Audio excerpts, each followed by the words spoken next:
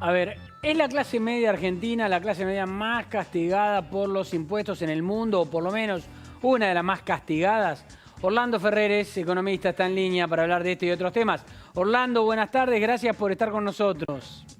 ¿Qué tal? ¿Cómo están ustedes? Yo muy bien, por suerte. Y la clase media no tan bien porque está muy afectada por los impuestos. Ahora, esto Realmente no muy es un duro. fenómeno nuevo, ¿no? No, pero se viene acentuando. Ya parecía que nos dábamos más de impuestos y ahora nos agregaron impuestos también a esta de las grandes fortunas que salió en estos días y que viene a complicar todo el panorama.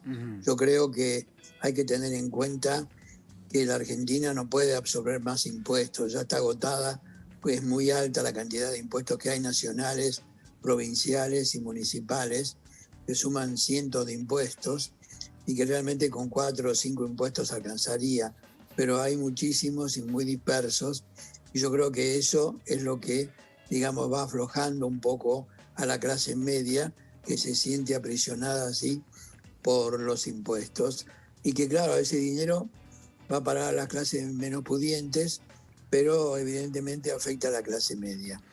Ahora, Orlando, esto que estás describiendo, en realidad, yo ya lo vengo escuchando hace años, ¿no? La clase media no puede absorber más impuestos, hay Sí, pero muchos, con menos se alcanzaría, pero sin embargo no terminan de ponerse de acuerdo a hacer esa reforma que todo el mundo está esperando, y sin embargo sigue aumentando la carga impositiva y la presión impositiva, y marche preso, todo sigue igual. sí, sí, igual. Parecía que no podía aumentar y sin embargo aumentaron más los impuestos. Inclusive aumentó el impuesto al IVA a los bienes alimenticios que se había bajado por Macri, volvió a recuperar su nivel y además se crearon otros impuestos. La ciudad de Buenos Aires también creó algunos impuestos nuevos, o sea, parece que no tiene límite y que en algún momento esto va a traer problemas porque ya no se va a poder pagar y ahí entonces va a surgir un problema mayor que es el no pago de impuestos cuando llegue un límite que ya está llegando próximo al mismo y bueno, esperemos que no sea este año, pero yo creo que tengo miedo de que las cosas ocurran. Está muy complicada la parte impositiva. Orlando, ¿vos Y creés por que en otro, algún momento puede haber alguna especie de rebelión fiscal por incapacidad de pago? yo creo que sí, que puede haber alguna dificultad fiscal por falta de pago y que no es que sea voluntaria, sino que no hay más remedio. Si tengo que dejar de consumir o pagar los impuestos, veremos qué hago. Pero me parece que es fundamental darse cuenta de esa diferencia, es fundamental porque estás apretando demasiado y ya estás siendo muy ahogativa, muy así asfixiante la presión impositiva que hay hoy. Orlando, ¿cuáles son los impuestos que vos creés podrían reformularse o los que habría que reformular? Yo creo que son 3 o 4 impuestos. El impuesto al IVA, impuesto al valor agregado, que evidentemente es una base del impuesto, lo puse yo en el año 1989 y sigue hasta ahora, ha tenido aumentos, era del 13,6%, después pasó al 15%, después pasó al 16%, después al 19% y 21% ahora. Evidentemente es un impuesto que podría quedar y tendría que estar el impuesto a las ganancias, también podría estar siguiendo y el impuesto a las ganancias especiales también podría estar, pero no mucho más impuestos. Después tenemos el impuesto a las patentes y a todo lo que es la propiedad inmueble que también puede estar y ahí tendríamos que estar parando con los impuestos porque hoy hay impuestos municipales que no tienen ninguna base. Hay un impuesto al aire para los molinos de Sí. viento en el sur que evidentemente es ridículo, ¿no? Orlando, metiéndonos en la marcha de la economía en medio de la pandemia, ni siquiera se puede decir pospandemia, ¿no? Porque estamos todavía en No, medio de la pandemia. ¿Vos creés que lo que ocurrió fue peor de lo que se pronosticaba o no tan grave como se pronosticaba? no tan grave como lo que se pronosticaba. Se calculaba que el Producto Bruto podía caer 12% y de acuerdo a nuestras cifras, que pueden sufrir algún reajuste cuando las publique el INDEC oficialmente, pero son las cifras que nosotros damos un mes antes, decreció 8,7 el producto y en el último trimestre tuvo un aumento de mayor al 5% con respecto al cuarto trimestre del 2019. O sea que no está dando tan mal. La inflación también se esperaba que hubiera sido muy alta al principio de año, sobre todo cuando empezó la pandemia. Se habló inclusive de hiperinflación, como algunos han hablado, sin embargo después llegó a 36%, que es alta, pero no es hiperinflación para nada. O sea, tanto la parte de precios como la parte de crecimiento del producto anduvo bien. Y la inversión, si bien se decía que iba a caer 25% más y que era de 8% del producto, ahora en los últimos cálculos nuestros de la inversión bruta interna fija nos dieron cifras más o menos más tranquilizadoras, también negativas, pero no tanto, y también muestran un aumento entre los últimos meses del 2019 y el 2020, porque la inversión se ha mantenido. ¿En qué se recuperó? Bienes de capital, bienes de transporte y sobre todo la construcción.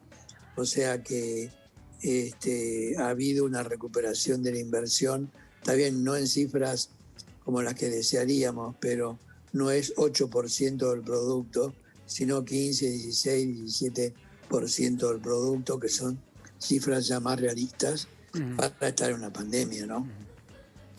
Orlando, ¿qué tal? Buenas tardes. Soy Diego Laje y quiero hacerte una pregunta muy concreta. Se prevé para este año, según el FMI, un crecimiento para Argentina del 4,5%, pero después para el año que viene una ralentización del crecimiento según el FMI. ¿Qué cifras tenés vos para la economía argentina para adelante?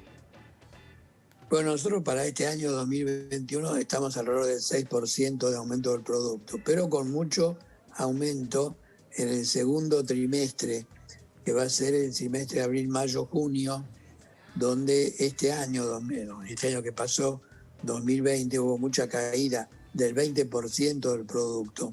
Entonces eso comparado con una cifra promedio del 6%, en el trimestre ese va a dar 15 a 17% de recuperación y puede ser usado para las elecciones según como se use adecuadamente, porque ya diríamos, bueno, estamos en una tasa muy alta, estamos mejorando, si bien no va a durar, pero puede ser vendido también como medida así de elecciones para un momento dado, porque va a ser la última cifra publicada del producto antes de las elecciones, sea con paso o sin paso, porque las pasos son en agosto y las otras son en octubre, pero no va a haber un nuevo trimestre publicado para ese momento. O sea, no está tan mal como se veía, y dentro de todo, Guzmán es un poco menos heterodoxo de lo que nos parecía y ahora está actuando de una manera un poquito más racional y tratando de ajustar el gasto. Por ejemplo, el déficit primario fue de 6,5% del producto, el déficit total fue de 8,5% del producto. Son cifras enormes, pero comparada con lo que veníamos hablando de 10% o más, evidentemente no son tan desviadas y muestran una cierta tendencia a la ortodoxia que tiene el ministro. Y también logró resultados en materia cambiaria. Ya hace 3 meses que se tranquilizó, no digo del todo, pero por lo menos parte ese mercado cambiario. Estaba muy desviado, casi en 200 pesos por dólar el mercado blue, ahora está en 150. Evidentemente todavía está 60, 65% por encima del mercado oficial, pero bueno, muestra, digamos, un resultado que dentro de todo es razonable para la situación de pandemia en la que estamos viviendo, ¿no? Orlando, ahora vos decís la última foto que va a tener el gobierno para mostrar ante las elecciones va a ser una foto positiva. Ahora, más allá de esa foto, que van a ser números reflejados de la actividad económica, ¿se va a sentir, la gente lo va a sentir o va a haber un número nada más y ese número lo va a sentir más adelante? No, yo creo que la gente lo va a sentir como un número que es circunstancial, pero también hay que ver cómo se vende eso desde el punto de vista de la maquinaria publicitaria. Se puede vender como más definitivo. O sea, no sabemos, porque por ahora el gobierno no ha dado grandes muestras de eficacia en materia de difundir con anticipación lo bueno que va a pasar, sino que da informaciones muy confusas y poco creíbles. Entonces hay mucha, digamos, confusión, por ejemplo, con las vacunas, acerca de cuándo se va a poder vacunar a la mayoría de la población de riesgo. Todavía no se tiene claro eso y ya estamos en febrero del 2021, cosa que es un problema serio porque van pasando los días y no se concreta, digamos, para nada en una información confiable, ¿no? Orlando, vos que venís siguiendo además también la información internacional, ¿Argentina cayó en forma más abrupta o en términos generales en promedio con la caída mundial? No, cayó más o menos como promedio de la economía mundial. Hay países que han caído algo más, hay países que han caído menos, hay países que han tenido aumento del producto, como el caso de China, que es uno de los pocos que tiene expansión, y en materia de propiamente de la pandemia ha sido más o menos promedio. Argentina está dentro de los primeros puestos en materia de contaminación por 100.000 habitantes, pero en materia económica está entre los 10, 15 que han sufrido mejor las consecuencias, ¿no? Orlando, Ese es el panorama que damos. Orlando, al mismo tiempo, Estados Unidos prevé una super recuperación de su actividad económica. ¿Eso impacta en la Argentina? ¿Nos ayuda? Sí, por supuesto, con todos los países que se mueven un poco nos ayudan. Ahora, Estados Unidos no importa mucho de Argentina, lo poco que importaba, que eran todos los biodiesel, tampoco lo está haciendo porque tiene impuestos muy altos. O sea, con cómo concretamente nos va a beneficiar no tenemos claro, pero sí sabemos que China, que está creciendo más del 8%, sí nos va a comprar soja, maíz y otros productos de la ganadería y de la agricultura nuestra que nos van a hacer andar bien, porque los precios de las commodities agropecuarias están creciendo mucho, tanto de la soja como de la carne vacuna y otras carnes, ¿no? Algunos colegas tuyos opinan que este año puede ser un año marcado por devaluaciones fuertes o maxi devaluaciones a lo largo del año. ¿Lo ves parecido? No, bueno, puede haber alguna devaluación mensual de las que son así crawling peg, pero más fuertes, que den 4 o 5% en el mes.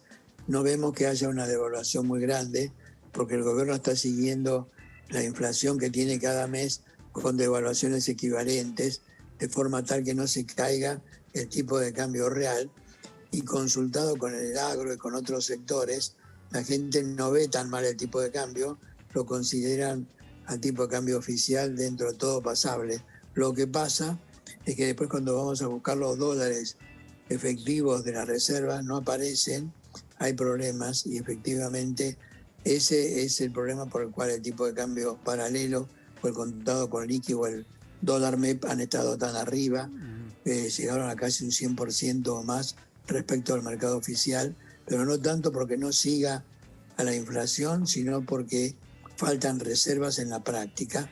Las reservas efectivas son muy chiquitas. Ahora, ese valor del dólar actual en 155, 153, por encima del 150, ¿es un dólar ya para que se estabilice ahí?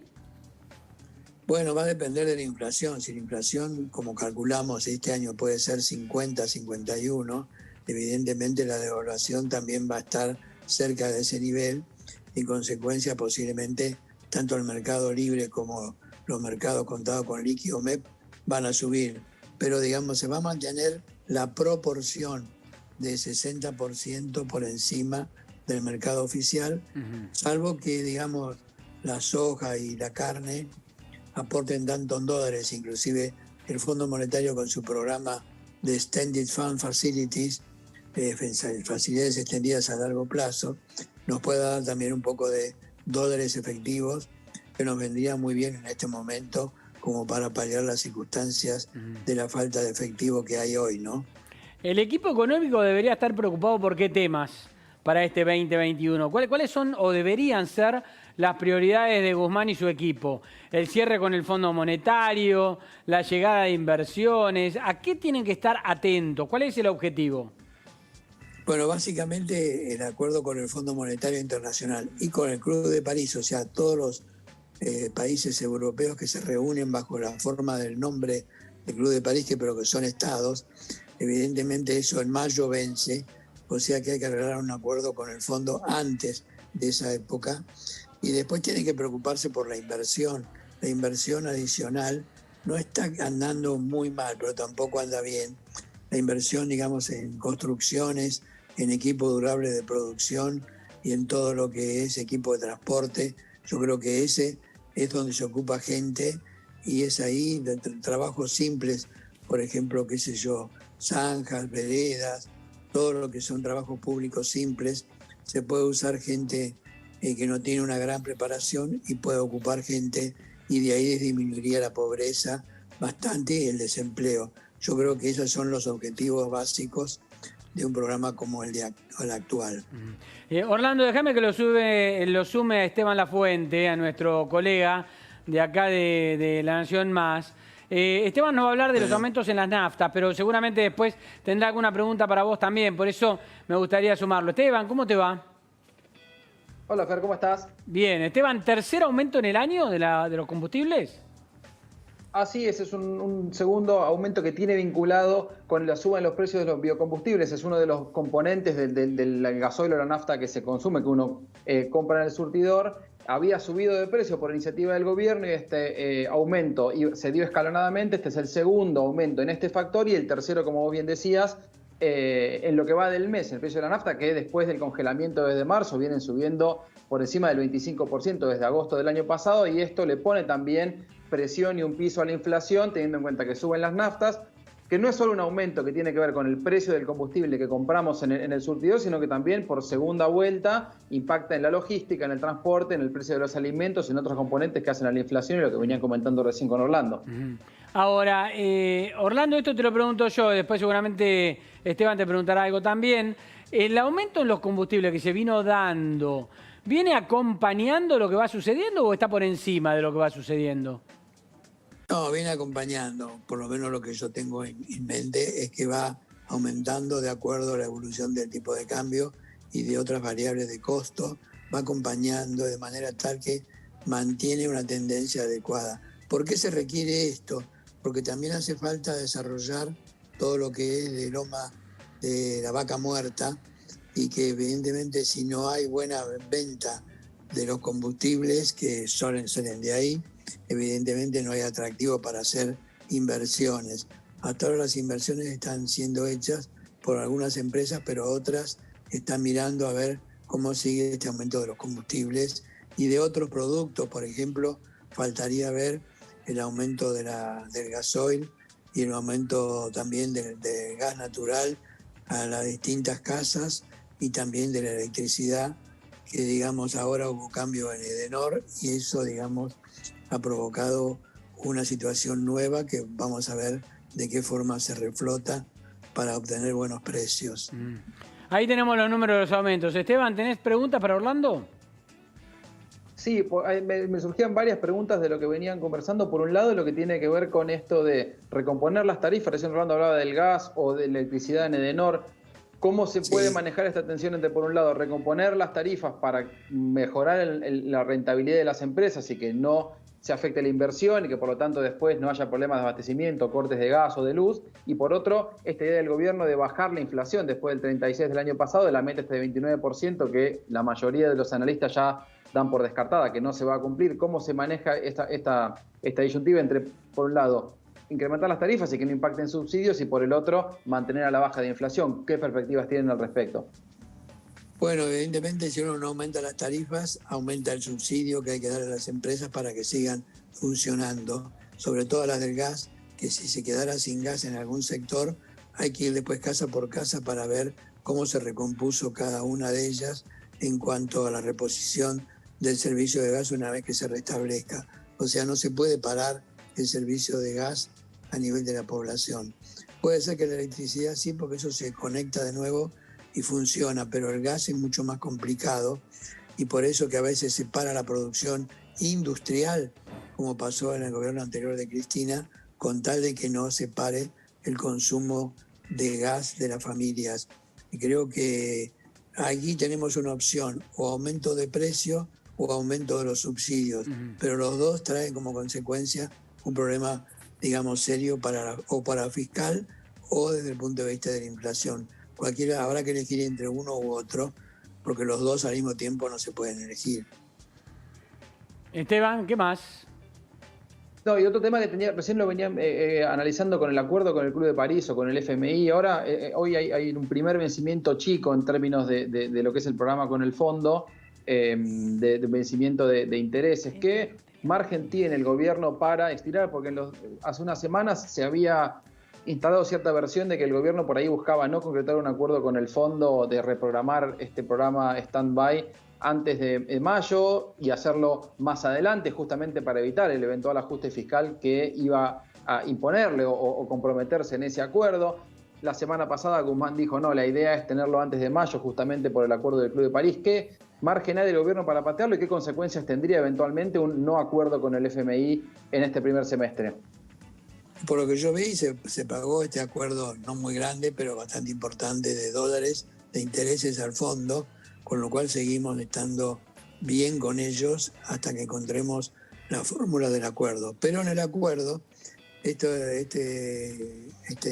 fondo extendido de préstamos, que puede llegar a 8 o 10 años, evidentemente exige una serie de puntos que hay que ir logrando en cada uno de los momentos y que se van a controlar por el mismo fondo, a pesar de que por ahí no hay muchos pagos en los primeros 2 años posiblemente o algo así. O sea, puede ser un programa que, si bien parezca más fácil desde el punto de vista fiscal, desde el punto de vista de la parte gasto público, puede ser un poco peor. Pero yo creo que Guzmán está claro en esto, y si bien pensaba aumentar las tarifas, por lo que se escuchó de Instituto Patria, le habían dicho más de 9% no se puede aumentar. Más de eso no en todo el año, evidentemente no tiene sentido, pero bueno, es lo que se está hablando desde el punto de vista político, en un año en que hay elecciones que son claves para poder mantener la cantidad de diputados y senadores que tiene el oficialismo, y que de perderlas lo podrían complicar todavía mucho más.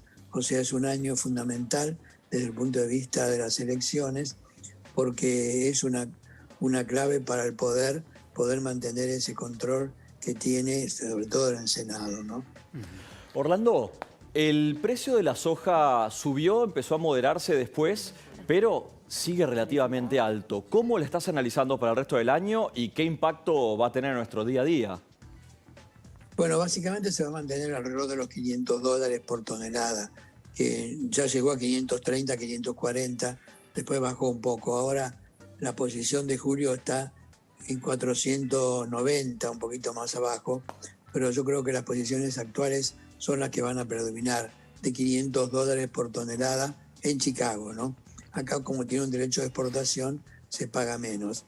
Pero yo creo que eso nos va a dar una cantidad, digamos, vamos a decir, $6.000 millones más, tomando todo en cuenta los granos, que es lo que nos hubiera dado si no hubiera venido este incremento de las commodities. Evidentemente Cristina tiene suerte con las commodities, entra ella y empiezan a subir las commodities, tiene un poquito de suerte. Evidentemente eso se está dando, y bueno, no es que nos parezca mal, al contrario, nos parece bien, pero ayuda un poco al gobierno a mantener la situación un poco más. Orlando, a ver, si efectivamente para que una economía crezca, de lo que se necesita son de inversiones genuinas. ¿La Argentina en qué posición está para recibir este año inversiones? Teniendo en cuenta la pandemia, el contexto de la pandemia, una economía con la sombra del Instituto Patria atrás, una economía que no es muy clara, bueno, todo lo que le pasa a la Argentina. ¿Pueden llegar inversiones en este contexto? Y nosotros en el estudio tenemos un sector de inversiones para empresas en marcha, se llama M&A, Merger and Acquisitions, y tenemos, por ejemplo, 2 que estamos por cerrar. O sea, hay interés y son del extranjero los compradores, por lo menos en un caso. O sea que se está dando el interés. Está bien que a un precio un poco más bajo, pero hay interés en invertir porque se considera que es un buen posicionamiento para después, donde vendrán posiciones mejores. Se estima que esa es la posición de Argentina hoy, y también la inversión bruta interna fija, que es lo que se hace nuevo no ya comprado, usado y vendido por M&A, sino nuevas inversiones, proyectos nuevos, también se está dando una tendencia a mejorar. No digo que sea óptima, pero bastante buena, de forma tal que hay una esperanza. No digo que sea del 100% la esperanza, será del 60%, pero por lo menos no es tan destructiva como la que teníamos. Esteban. Sí, justamente hablando de las inversiones, ¿cuáles son los sectores dinámicos? Hablabas hablando de la construcción como un sector que justamente, bueno, por la brecha y las condiciones macroeconómicas puede crecer, pero ¿qué otros sectores o rubros de la economía ves con potencial de reactivación o de crecimiento de la inversión en el corto plazo? Todo lo que es tecnología, eso está muy demandado y hay ya, digamos, conversaciones concretas sobre temas que tenemos en venta nosotros de tecnología de comunicaciones, que están por comprarla una empresa que viene de otro país porque le interesa. Después también todo lo que es los pasajes de los ómnibus, que son millones de pasajes que se venden así con tipo Mercado Libre, pero por otras empresas. Están interesados varios en poder comprarlos a un precio razonable, pero ya estamos llegando a una oferta y próximamente se van a cerrar. O sea, te doy 2 ejemplos para que veas. Después tenemos también otros de televisión y otros sectores que están interesados en ver para qué lado se van a mover. Pero hay gente interesada en ese tipo de inversiones. Por supuesto, no hablemos de las grandes inversiones que se hicieron como Edenor, u otras de supermercados que han sido compradas a un precio barato, pero por lo menos tenemos los inversores locales que han salido a la palestra para defender la situación. Bien. Creo que con eso te respondo. Orlando, gracias por el contacto y por compartir este espacio con nosotros. No, gracias a ustedes. Muchas gracias. Hasta luego. Hasta luego, Orlando Ferreres. Esteban, también gracias. Un abrazo. Nos volvemos a comunicar. A vos, Fer.